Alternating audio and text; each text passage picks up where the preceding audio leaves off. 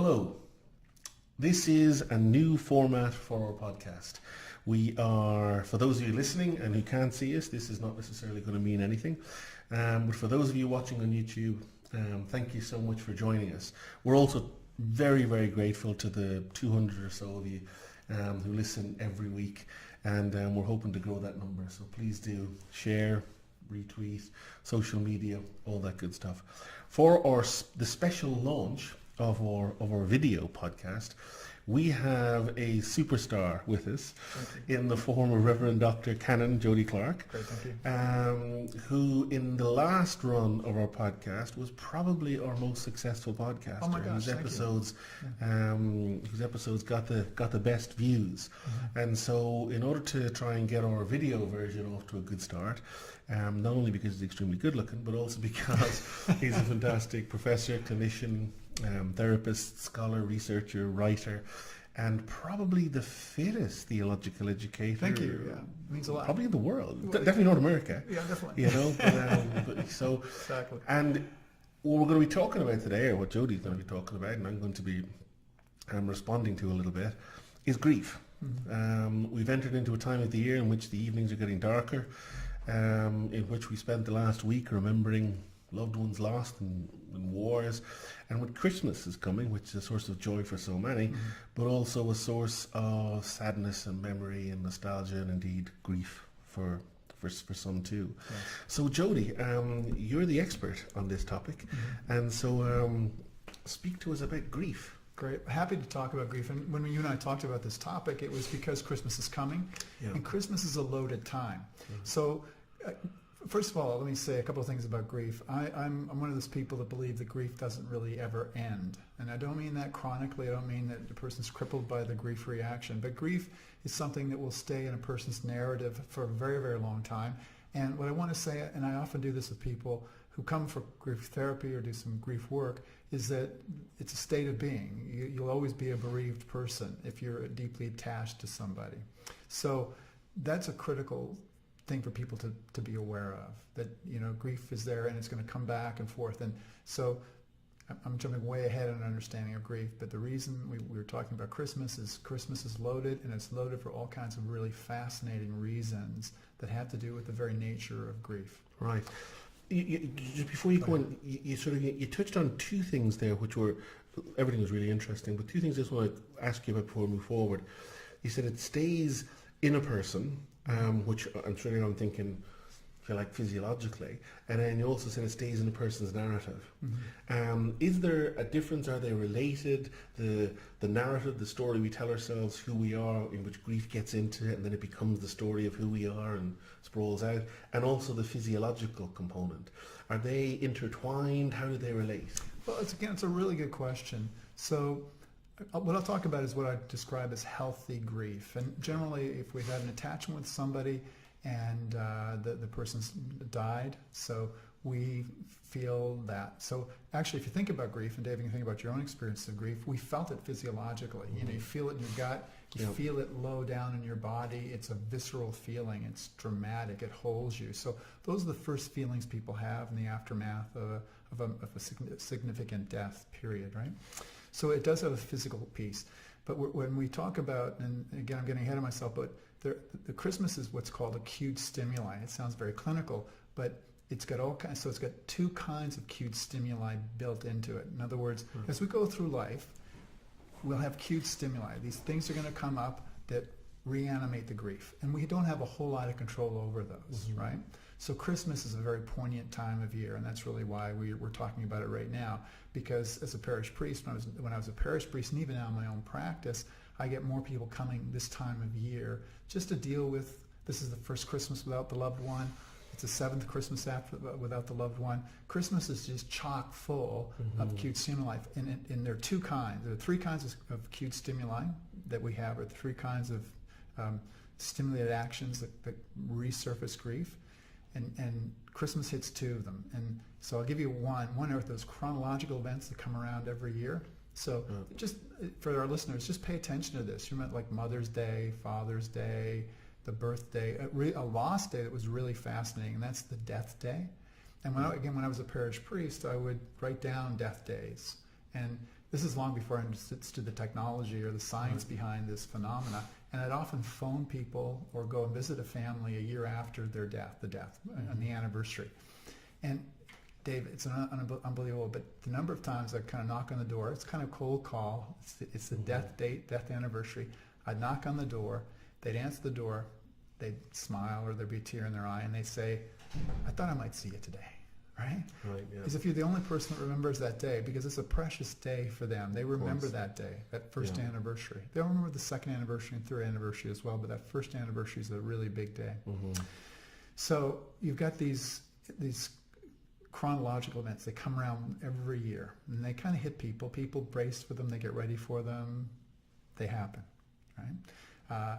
So you've got Christmas has that one. The other thing Christmas has is it has what are called just random acute stimuli, and that's smells, sounds, sights, favorite Christmas carols. You know, you turn on the radio now, and you just turn the radio on. You're a newly bereaved person, turn the radio on, and it's a Christmas carol that you and your partner dance to, or that your child's favorite Christmas carol, or one that you remember or associate with them opening a Christmas present, and you're driving down the 118, right, and boom, it hits you. And those we don't have any control of. Bringing out the Christmas decorations. Again, working with families over time, they'd say, what do I do with that first Christmas? Some people choose to go away, avoid it, and I'm not opposed to that. Because they're deeply aware of the fact that their grief reaction, even if the death took place 6 or 8 or 10 months ago, is going to be dramatic. So they say, I'm going to avoid Christmas this year. And I say, that's okay if that's your decision, you feel comfortable with that decision. And then I might say, what about next Christmas? How are you going to deal with that, right? So they can then wrestle with that because they know at some point they're going to have to open up those boxes of Christmas decorations and do all those things, right? So Christmas is so loaded, and also because of all the family stuff, right? Of course, So it's tough. It's a really hard season. Yeah, and so one of the interesting things, as someone who's really clueless about the science of this, but you as a Freudian, or someone who's within the Freudian culture, there is a tradition. I remember you were one of the first psychoanalysts I've spoken to who talk about cure, who talk about not just living with and learning to manage, but that problematic elements within our conscious and subconscious can be got at and healed, which was a remarkable thing. So why is it that grief, because again, what you're describing, it seems like it's almost that it's sort of over time, it kind of becomes like ice, and then you hear the music, or the date comes around, or you have the smell, or something within Christmas cues that, and then melts it, and then it gets hold of you again. Why with grief, unlike so many other things, can you not heal it? Well, in part because people don't want to be healed. Oh, excellent. And I'm going to give you two kinds of, again, I'm going to break it into two groups. People don't want to be healed. And to be frank, I think about my griefs, I don't want to be healed from them either, because to be healed might mean to lose contact with that person. Okay, So there's a real battle. It's funny. People say, I don't want to let go. And I'm saying, well, you don't have to let go. But what's really critical is that we allow the grief to be part of the narrative in a way that's not crippling or life debilitating. Right. It's really good to see a therapist or to work on issues, spiritual director, someone, if you feel the grief is somehow inhibiting your life, right? And then that's a different issue, right? It's probably not related to the grief or the loss, but some dimension of that relationship that needs resolution. But, my dad died a few years ago. There are times I still have to have my dad around, and I don't want to get over that, period. I know lots of parents. My doctoral work, of course, was with parents who experienced the death of children. They don't want to get over that. They don't want to get, they like to be the bittersweet. They like when people talk to them about their child. And one of my crusades is actually to help people learn how to talk about grief. Like one of the parents told me one day. So we talked about acute stimuli. But every single person I've worked with over the years has given me the grocery store story, right? Grocery stores are full of acute stimuli, right? So if you're a bereaved parent, you've got that huge aisle called cereal, right? then all of those cereals that the 3-year-old or 8-year-old loved, all those sugar-based cereals. Lucky Charms. Exactly. Your Lucky Charms, your Captain Crunch, whatever it is. Yeah. They had to have them. And every time a parent walks down that aisle, they go, oh my gosh, right? Or for a spouse that's lost a spouse, the favorite meal. I mean, grocery stores are so full of memory and smell that they become really lethal places for people who are newly bereaved, right? Or who have been bereaved at all. And again, it could be years later and you suddenly see that the favorite kind of pickles that your husband liked or your partner liked or your boyfriend liked or whatever, and you're struck by it again. So they've all, but anyway, one parent told me, and she said, I was shopping and I saw a friend of mine. This is why I'm evangelical about it. She said, I saw a friend of mine and she was in the soup aisle. So I went toward her because I thought here's a safe person I could speak to. And she got closer and closer and closer to the person, and the person was just staring at the soup can, right? As if she's reading all the ingredients. Yeah. And it said tomato. Right. And suddenly my friend felt betrayed. Yeah. But she was empathic, and she said, I know why she was looking at this, why it was easier to look at the soup can than to look at me, because to look at me meant that she had to say something or do something, and she had no idea what to do or what to say, right? And my experience from people I've worked with is people actually like when somebody looks up and says, how are you? How are you feeling? Yeah. And then maybe even reference the person who's dead. Right. Speak to us a little bit about, from a therapeutic lens, how religious rituals play a role. I remember when I was probably 19 or 20, a friend of mine who was on the same team as me was killed in a car crash, and the very next day we went on a cricket tour, and so I wasn't there for the funeral, and literally for the 6 months after, every week, at least once a week, on the street I'd see him. Whoa, and it struck me afterwards that maybe the fact that I missed the funeral had led to that. Yeah, that's a really good point. I don't doubt that for a second, that there's there's something unresolved. Yeah. So first of all, I'm a big fan of ritual around the death of somebody. I'm a big fan of, your Irish wakes, in Newfoundland wakes. And we're losing some of that in our culture, and certainly mainland Nova Scotia. I'm concerned about that. I like waking for a whole variety of reasons, because people's lives are much bigger than we think they are. And again, just from my experience, when people get together and start telling stories about Jody Clarke or David Dean or so and so and so and so, all kinds of stories begin to, it's like a beautiful jazz, and a narrative comes up. And for the loved ones, for the people who remain, that's very soothing. It's good to hear those stories. It's really life-giving, and we begin to laugh, and we begin to cry, and we actually begin to emote those things that are deep inside us that don't have an opportunity to be expressed if there is no wake, if there's no opportunity. Right? I mean, I think it's sad when someone dies and we simply bury them. And then we say, well, that's the easy route. Well, no, actually, as you pointed out, it's a more complicated route, because you kept seeing your friend, and essentially he's saying, David, there's something unresolved here, right? You still got to do something about this. Again, rituals, and whether they're religious rituals or secular rituals, I think are also really great. But the church seems to, churches and synagogues and temples seem to do them fairly well. We emphasize it. And I think if we do it well, we do a great service to people. Yeah. One of the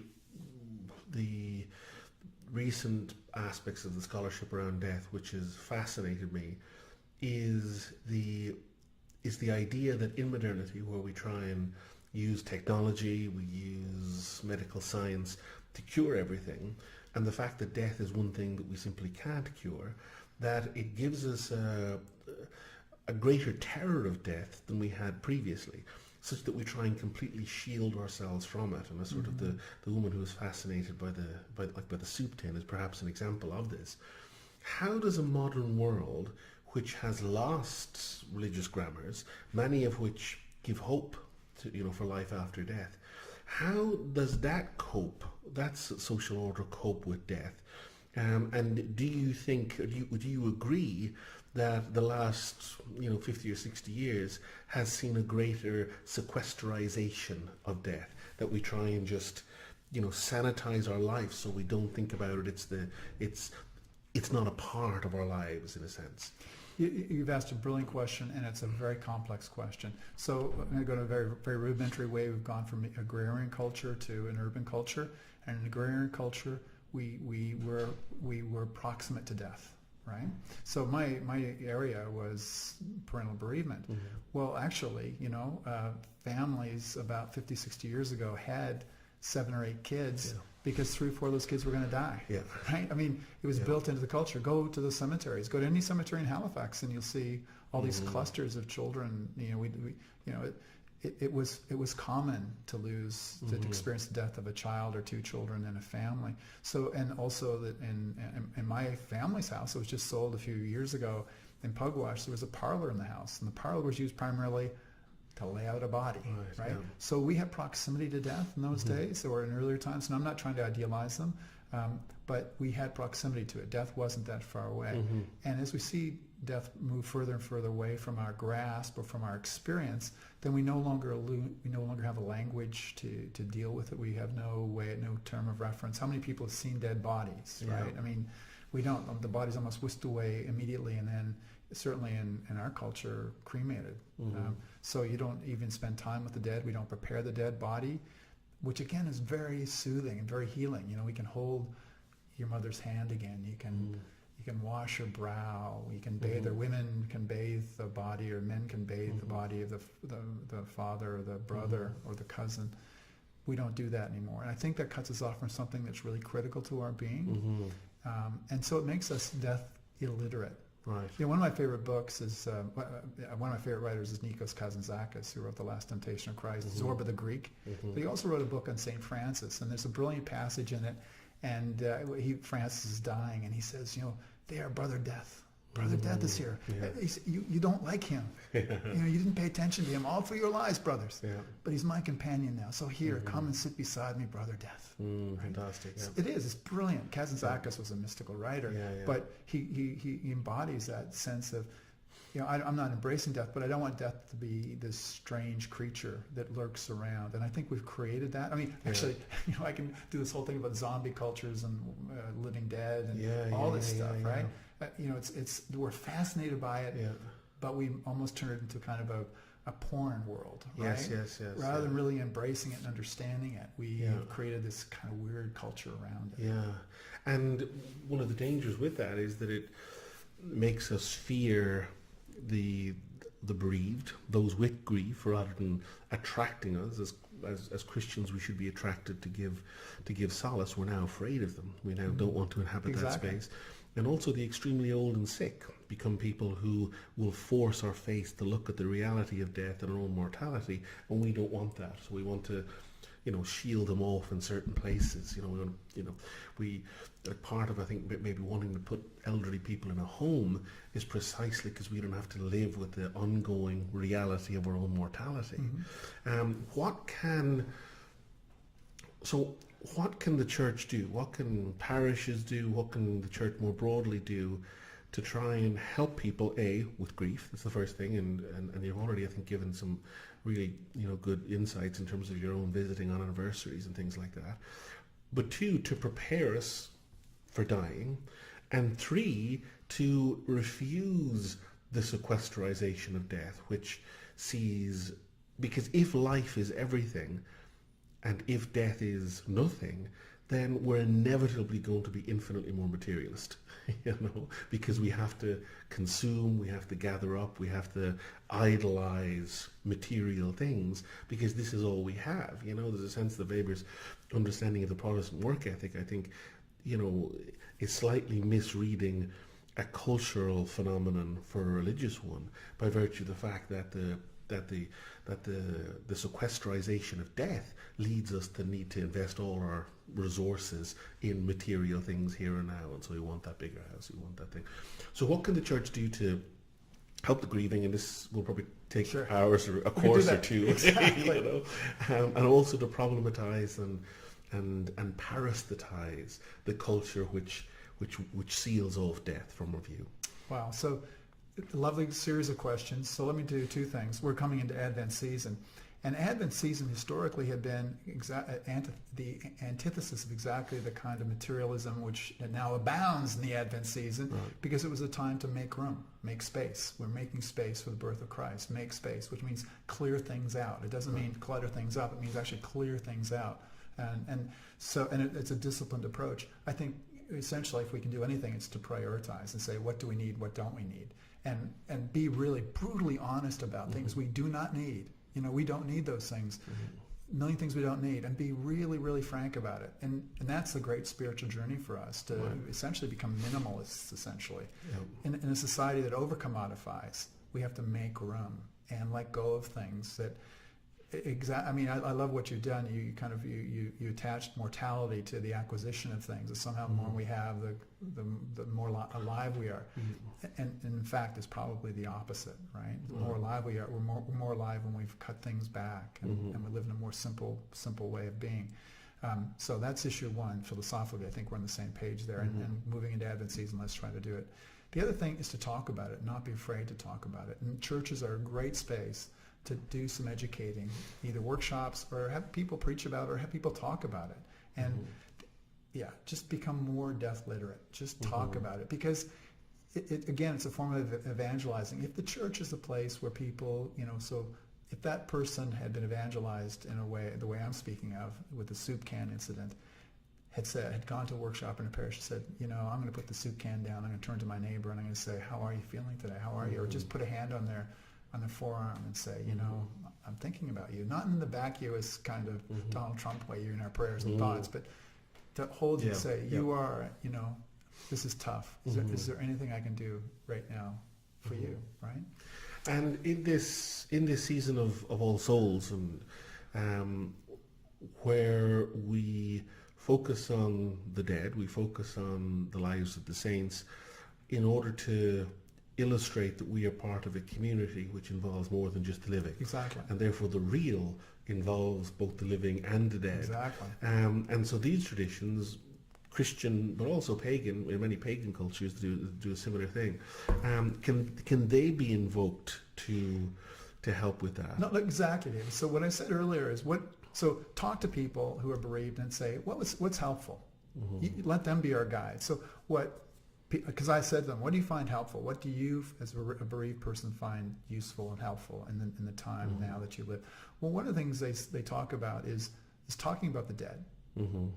And because, you never, I love when people ask me about my dad, or I love when people ask me about other people, my grandparents, or other people who have died. We talk about them in a lively way. So in the community of saints, they're alive and well. A really interesting thing in my research that I did with parents, I noticed this is the beauty of doing research, I noticed a really interesting thing, and it had to do with the tenses they used to describe their child, all of whom had died. And they kept using present tense as well as past tense. And I go, this is kind of interesting. I mean, it's the only thing, it's the beauty of research. And so I went to some of them and I said to them, it sounds like a strange question, but I said to them, can I ask you a strange question? And at this point, they're quite comfortable with me asking strange questions. I said, is your child still alive? And they said yes. Not physically and not in some kind of external state, but yes, very much alive in their narrative, in their lives, and the way they think and the way they see things. So to have that honored is a beautiful way of connecting with communion of saints. They're not dead. St. Paul isn't dead. St. Peter isn't dead. St. Mary isn't dead. St. Teresa, they're not dead. They're alive in us. Yeah. And I think that's a beautiful tradition for us to incorporate. It doesn't, but physically they're not with us, and they miss so much, and there's so much of a narrative that's not told that honors grief and in the pain of it, because it's a very painful feeling too, right? But also as they move on in life, that the dead have a life beyond the grave. And that's an interesting thing, by virtue of the fact that I'm always a little bit, I don't want to say triumphalist, but within many of our, I'm thinking of movies like Big Fish and things like that, great movies, but it seems that the best that can be hoped for is they're still with us in our hearts, or they're still with us, and that's really good. But there's also a part of me which, as a Christian, thinks, and even more than you know. One of the interesting things about Lincoln is that Lincoln, for most of his life, is a very typical American deist. You know, he's got, at best, there is a sort of a very vague notion of a supreme being, and God is not really a real factor. I think until the death of Tad, you know, Yes. and that really traumatizes him, and Massive altruism. and after that, all of a sudden, the language about God gets far more personal. You know, I don't know if he ever becomes a sort of a very conventional Christian. I'm sure he doesn't become a conventional doctrinal Christian, but God talk became real, as opposed to just, you know. And then on the other hand, you've got Mary Lincoln, who is traumatized, but goes down the route of seances and things like that, which to me seems like a refusal to accept the reality of death, not a hope-filled expectation of seeing the person again in the fullness of time, but a refusal to accept death and a sort of a desire to use various technologies, in this case of seances, Yeah. to try and do a kind of a Frankenstein style thing to bring the person forward. And so one seems to be a healthy, although unimaginably traumatic grief that the Lincoln goes through, and the other seems to be a very unhealthy, I would say, disordered grief that Mary Lincoln, you know, goes through. Now, of course, the first thing, you know, for like that some would say is, well, who are you to judge? And I could be completely ass backwards wrong. But for you as a clinician, how do you speak about healthy, albeit traumatic grief, and unhealthy traumatic grief? And are there grammars we can use to talk about that, or is all such talk unhelpful? Every grief reaction has its own integrity. My question is to try to figure out what it's about, right? So if a person's crippled by the grief or whatever, and I'm using the word crippled, and that's the way they describe it, then let's look at it, right? So if Mary came in and began to talk with me about it, I'd ask about what she experiences in the seance, what's going on, try to explore what might be hidden in there. So what do I look for? So I'll give you a really interesting example. Years ago, I was, so one of the diagnostic categories I use is a thing called open emotive pathways versus closed emotive pathways. So years ago, when I was a parish priest, we had a young guy die in the parish, and all the parishioners said to me, well, you got to go visit so-and-so. Okay, they're not coping well. Family's not coping well, right? He died in a car accident, and I think he was their only son. And I didn't really know them. I kind of vaguely knew who they were in the parish. They weren't really in my parish. They didn't belong to any kind of church, but, you know, anyway, had a connection. And the cosmic sense of being a parish priest. So after kind of being bullied by my congregation to go visit these people, I knocked on the door because I kind of know them. So I knocked on the door, and I had no idea what I'd bump into. So I walked in, and the first thing they said to me is they said, our neighbors sent you, didn't they? And I said, yeah, they did. And they kind of shook their heads. And it was, again, this is one of those learning moments for me too. And they said, you know, I appreciate that. So then I began to ask them about I said, well, can I ask you about how you're doing and stuff? And they were very open. Right. They talked about how tragic it was. They took me to his room. The mother said to me, you know, Christmas and his birthday, I sometimes go in his room and I lie in his bed. And she started to get a little weepy. Now, David, that sounded like open emotive pathways. Right. Pretty healthy, right? Yeah. The neighbors were all thinking, because they said one neighbor said they turned his room into a shrine. So I'm in the room, and she said, well, you know, we gave most of his clothes away, but we kept his baseball hat collection. It's all up around the room. Yeah. So the external world had never engaged them and actually spoken with them about how they were experiencing it, right? Yeah. Now, if I knocked on the door and they said, get away, I'm a little concerned then, because the dead is dead, and the dead is now draining energy. Yes. Instead of saying, come on in, and I'm happy to talk about it, you know, and it's actually soothing to talk about it. And then, to be frank, that couple became friends, right? They didn't start coming to church, but, you know, there's certainly a sympathy and understanding. But what it taught me, David, was I had to go back and teach my parish what to look for. So that was the incident that actually started me. And then I began my first workshop in a congregation on grief, and I think we had 50 people in a small parish. come out. On an average Sunday, we'd have like 100 people worshiping, and 50 people came out to a workshop on grief. And it was all about grief literacy, just helping people begin to talk about it. Yeah. It seems that, because I've been in the church all my life, and I haven't had a proper catechesis in either dying or death or handling grief or any of these things. And it seems to be that the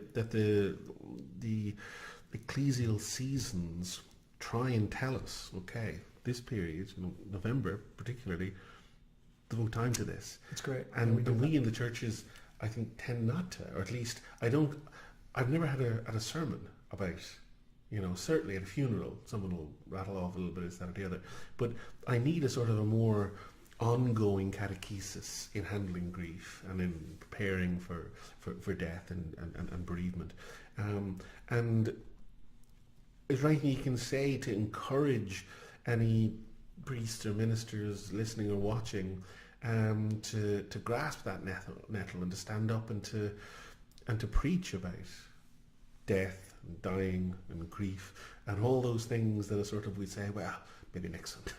It's a really great question. And so two things. We've come through All Souls. I know a number of congregations, Roman Catholic, Anglican, Lutheran, and perhaps some United churches as well, have had special All Saints, but there have been special services, not held in the main of the primary liturgies of the day. Yeah. I think it would be really useful after All Saints, because All Saints is a festive season, and I think it needs its own honoring. But on the following Sunday, or Sundays, because as you pointed out, liturgically, it's a lovely season to say we're going to talk about grief. So I'll tell you a really quick thing. Every time I'm invited to speak about grief, or anytime I've spoken about grief or death, I've received rave reviews. So just tell clergy that people will pay attention. Yeah. And at the door, they come out and say, wow, thank you for telling me that. That's really helpful. Even some of the things we've talked about today, just telling people about these acute stimuli I've talked about. You're going to get hit by that. When I talk with bereaved people, they don't disagree with me. I said, you're going to get hit by these things. And they all nod. They go, yeah, absolutely. It's absolutely true. Right? Yeah. So I think not being afraid to talk about it, letting it come. But the other thing that's really critical, I think, in a congregation is to, not every Sunday needs to be uppity, if you've had a loss in the congregation, it's really important for the congregation to know. I remember one Sunday, again, I'm going to go back to my experiences, I had like 3 funerals in a week, and again, it was a small parish, 3 funerals in a week, and I think one of them was a child, and it was really tragic. And I got up that Sunday, and I had no sermon. And I said to the congregation, I get a little emotional to talk about it, but I said, I have nothing this week. And they all knew, right? I said, I'm totally depleted. I preached 3 sermons at 3 difficult funerals. And I said, I had nothing. And they held me. I think that was therapeutic for them and for me, right? That they could just say, it's okay. You don't have to. We know what this week was like. So the whole community was involved in it. I think when communities are involved with it, again, this is the nature of community, that people can help and hold each other. So if we can fight community isolation, and churches, synagogues, temples, mosques can be great places to fight the forces of individuality and individualism, and can say, let's hold each other for a time. Yeah. The thing that when I look at some really lovely funerals. My mother-in-law's funeral was a lovely celebration. A lot of faculty came to it, but a couple of my friends came and said afterward, I would have paid to go to that funeral, right? Wow. Because the music was great, the sense of life was great. It was somber and sad, but it was a dynamic liturgy, and it doesn't have to be somber. It can be poignant and focused. Good music, good words, well executed. Boom. Yeah. And with the sequestration of death, we often shield ourselves from that, and so by the time it happens, it's almost too late to prepare at that stage. And so you think of if I'm trying to keep preaching practical, I'll often preach about practical things like global warming or something like that. And the fact is that yes, everyone in the congregation can do their little bit, but it's not something which is immediate to them. They can't flick a switch and stop global warming. But every one of them is going to die. Every one of them is going to lose people. Every one of them is going to grieve. and what are we doing to prepare them for handling that in the now, and also to prepare to handle it in the future. It seems like a real challenge, and the church has evolved rhythms and patterns and seasons to precisely do that, but often we've lost sight of them. We've lost sight of what they do and how they function, and so we do things by rote without realizing that this is, one of the traditions I love is the month's mind mass, where you have a mass 1 month after decease, which is designed to work with you in your grieving, sort of to help you navigate that time and move forward. But so often these things are a kind of buried under centuries of habit and reflex, and we don't actually sort of live through them. It's something that I often wonder. I think it's a positive thing, but so many of the dying spaces I've been in, they carry themselves because everybody kind of is trained in what to do. And there's a very fine line between that space, the space of making sandwiches, the space of waiting, the space of saying what one says to each other, between that being precisely what enables us to live the experience and grieve, and a very fine line between that and that these things help us to avoid living through the experience and grieve. That these things are the by rote habits which actually shield us from living as that woman did when on her son's birthday or on Christmas she would lie down in the bed and cry. You spoke about open pathways, so ritual can be the pathway to open pathways, but it can also be the clogged artery which avoids us experiencing the open pathways as well. And so that's something I presume that we in the church need to be very attentive to. And how can we create space to safely and properly grieve? How can we acknowledge the overwhelming, delirious trauma of Easter, of the absolute nadir of despair, where the world is not saved, Jesus Christ has descended into hell, and all is lost and nothing will ever be good again, to the ridiculous, insane, mental glee of Easter Sunday morning, that, these things are beyond us, and so we go around drinking blood and eating flesh as a way of trying to process these wondrous things. There's a sense in which the church has to somehow embody that for each and every funeral, for each and every person who is going to lose someone. That's a wonderful and thrilling task, and it's a task that is going to take more time than I think we in the church tend to give it, and particularly in our culture where it says, look, David, you can either live into this and deal with this and work with this, or you can watch some Netflix and eat a bag of chips. Okay. And so our culture is really trying to seal us off from these spaces. So it's a revolutionary act, what you're talking about. And it's revolutionary. So two quick comments about that. You're absolutely right. So what I believe about Good Friday and Holy Saturday is you have to, in order for us to have the elation of Easter Sunday, we have got to go into the dark night and the bleakness and the absolute belief that Jesus is dead as a doornail, right? Seriously, get into that space, get into the space of Holy Saturday, which to me is like a day that's absolutely, it's lost. Good Friday, the murder, the death of Jesus, the crucifixion, humiliation of Christ, boom. But then go into the grave, like the descent into hell. No, and suspend, because we can do this. Suspend the belief there's a resurrection. Yeah, right? Absolutely. And just then on Easter Sunday, embrace. So I always say that when I was a parish priest, I'd say to the congregation, I said, folks, you can't celebrate Easter if you're not here during the week, right? But you can't appreciate it until you've gone into the morgue, until you've gone in and you've felt the body in its cold, but that means for ourselves too, right? So it's subversive and it's counterintuitive, but it knits us together. So going back to helping congregations be more death literate and more grief literate, it's a very simple task. It means us holding it ourselves. It takes the journey inside, which is discipline, for us to say, okay, how do I feel about it? What are my experiences? And then for us to reach out to somebody else, because it's soothing. It's the ointment. It's the balm of healing, but also of intimacy, of closeness, of relationship.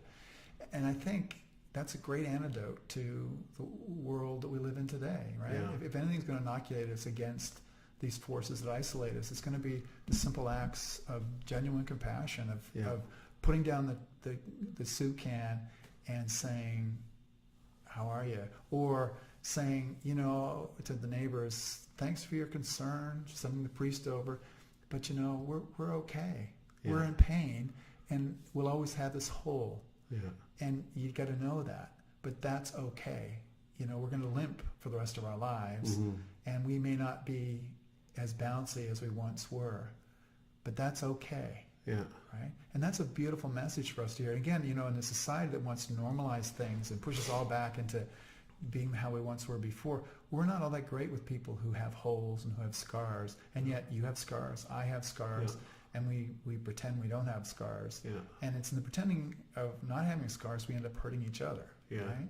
It's very interesting that this is going to be a long and drawn out and waffly statement because it's only forming in my head right now. But you're speaking there about pretending we don't have scars.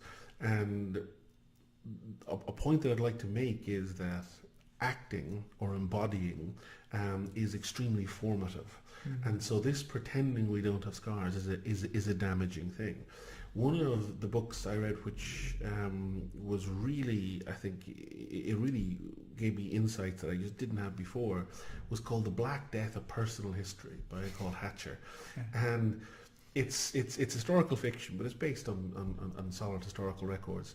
But one of the things which was really interesting is the way that he spoke about and understood the priest's role as confessor, the priest's role in terms of going through the dying process, as being a tremendously skilled art. Yes. And that all the people around, all the parishioners knew there are some priests that are really good at this, exactly. Some priests aren't, the same way painting or any right. other art. And some of these priests could take the the congregation through these spaces and act and embody. We say on Easter Sunday he is risen, and we go, yeah, of course, I'd be surprised, Yeah. But if you've actually lived into this space, and so much of the therapeutic work you do involves letting people inhabit spaces, really inhabit them, and that this habitation of those spaces brings them into areas that they can live in, that will shape them, and that they can move through. And so it seems really crucial that we in the church need to recover these lost arts of helping people. Like, how good would a priest be if the priest on Holy Saturday could have the people actually really not knowing, exactly. in their cells they felt that, Spot on. to bring them to that space. Yeah. And that's something that I think is sort of, someone who's done the work with Dr. Davenley that you have, I think has insights into maybe how to help them get there. Because here the lines between, arch liturgist and great therapist are quite thin. Mm-hmm. Well, it's really going into unknowing, because as a therapist, I don't know for sure what I'm going to encounter. Period. Right? So I don't know, and I think that surrender into that space is really close to it. So we'd referenced earlier, I'm going to take a huge dark move right now. So we're going to go into the darkness of this. So what I've talked about is kind of what we call regular grief, normal kinds of grief that most people deal with, or a lot of people deal with. But there's also a phenomenon known as complex grief. And this is far more sinister. So in complex grief would be you're working with somebody and they seem to be doing random things or doing destructive things, and you're not sure why. It's really bleak. It's very unholy. It's really nasty and gnarly, right? And instead of being frightened by it or accusatory, we say, "Do you want to look at that?" And the person says yes. And they say it with a kind of venom in their voice. Yes, let's look at this, right? And you're in the presence of something quite evil. You are. And I'm going to use that word unequivocally. And you work with them. And they're grieving the death of their father who sexually abused them. Mm-hmm. You see? This becomes a complex grief. Or the grandfather who abused them, or the grandmother who abused them. It can be physical abuse, sexual abuse. And now, they've got a love and affection for the deceased, but also hatred and anger toward them, right? Yeah. This becomes very complicated, and you're going to bump into that work too. Yeah. And going into those places. Not everyone loves the beatific grandmother. She may have been a nasty piece of work. Yeah. Right. So that's a part of this journey too. Yeah. And people aren't always sure why they hate the person so much, and I'm not sure why they hate the person either. But we need to go into that place. Yeah. Because it's that place of great betrayal. Yeah. And being able then to say to the grandfather, I love you and I hate you. Yeah. At the same time.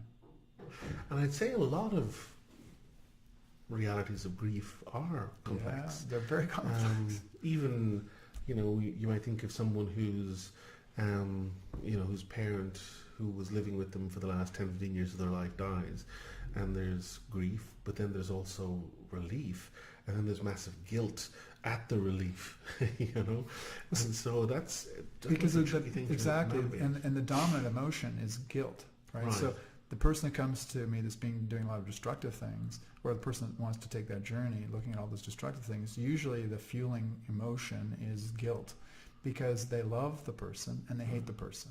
Yeah. And this creates, particularly for a child, this creates a huge dilemma. They're dependent on, they love, they admire, and yet the same person they admire is abusing them and violating them as a human being. This creates a huge tension. And the sad thing about that reality is they then become unable to clearly learn or understand their emotional world. So to grieve, you and I might, as reasonably healthy people, might have a clear trajectory about how to grieve. We've been taught by our culture, we're taught by our families how to grieve properly. They can't do that because there's an implicit dishonesty within the family system. They don't know how to do it. The world's upside down. They have no idea what to do with these feelings they have because they're not solid. So a big part of the work I do is try to help the person solidify them so they can actually hold on to them. Yeah. That's a really arduous task for them and for me, but I don't know what they're going to come up against. I don't know what they're going to find when they look under the bed. Yeah. It's going to be a monster, and it's a real monster. These, give me an alien or give me some kind of species any day over granddad or grandma or dad or uncle under the bed. Yeah. Seriously. Yeah.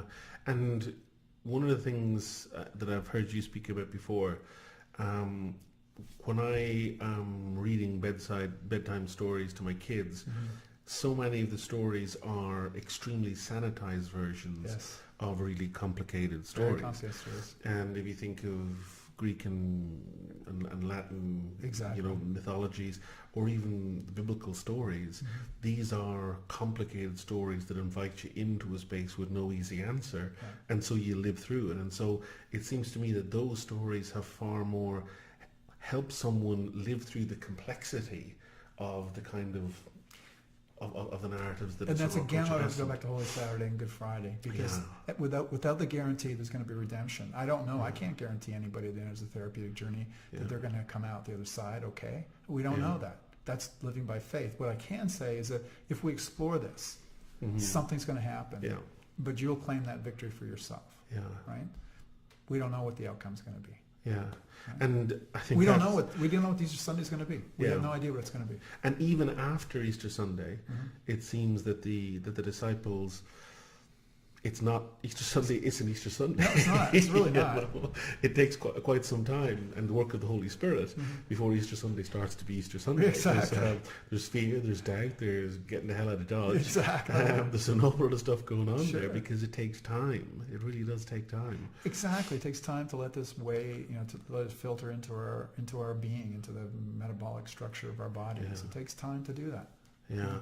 And so one of the hopes that I think I have listening to you is that maybe people who listen to this, students who will have to live in these pastoral contexts, or clergy, or even just laity, might be enthused to move towards these spaces rather than away from these spaces. In the time that there's left, is there anything you can say towards encouraging people and church communities to move towards these spaces, not as a dark and depressing thing, but simply as an acknowledgement of the reality of life and death, and an acknowledgement that we need to be prepared. We need to practice. We need to train for these contexts. So, what can you say to a student, a layperson, a parish priest, a minister who has the soup can, and so many of their instincts are just keep looking at the soup can, it'll be okay, and then you can go home and watch Seinfeld. To look up from the soup can and to walk towards the person who's lost their child. How can you help them? What can they be thinking of which can just motivate them?